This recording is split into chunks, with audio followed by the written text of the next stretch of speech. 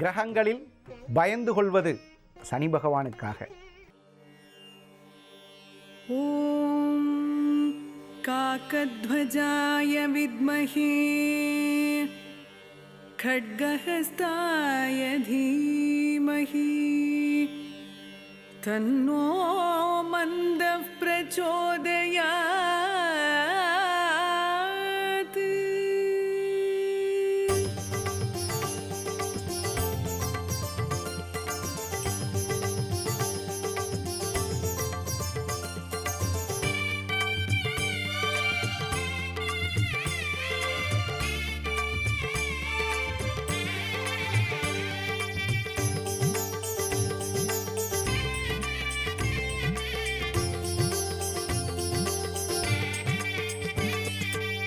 நவகிரகங்களில் ஈஸ்வரனே பாவ புண்ணிய பலனருளும் சனீஸ்வரனே. நவகிரகங்களில் ஈஸ்வரனே பாவ புண்ணிய பலனருளும் சனீஸ்வரனே. திருநள்ளாற்றின் நாயகனே திருநள்ளாற்றின் நாயகனே.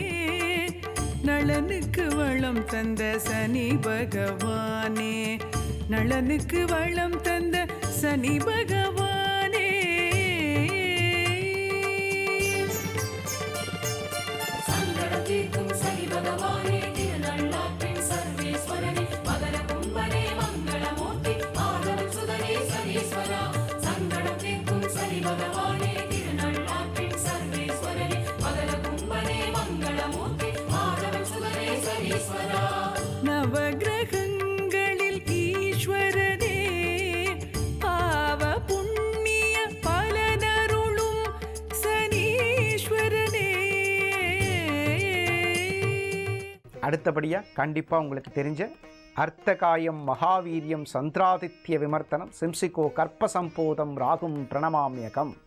இது யாரு? ராகு பகவானுடைய காயத்ரி.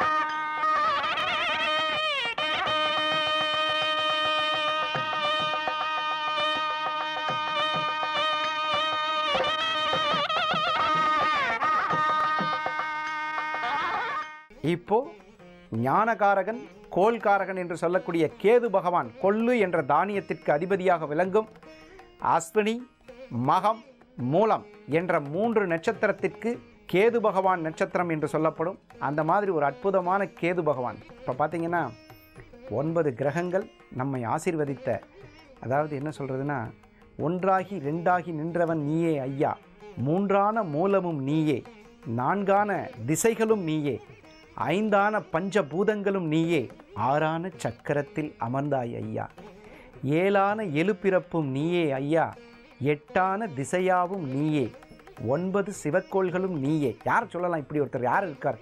அன்பும் அரவணைப்பும் தந்தருளும் அருள்மிகு சிவபெருமான் தான் 9 சிவக்கோள்களுக்கும் தாயானவன், தந்தையானவன், தாயுமானவன், தந்தையுமானவன், நம்மையெல்லாம் அருள்பாலிக்க காத்திருக்கும் சிவபெருமான்.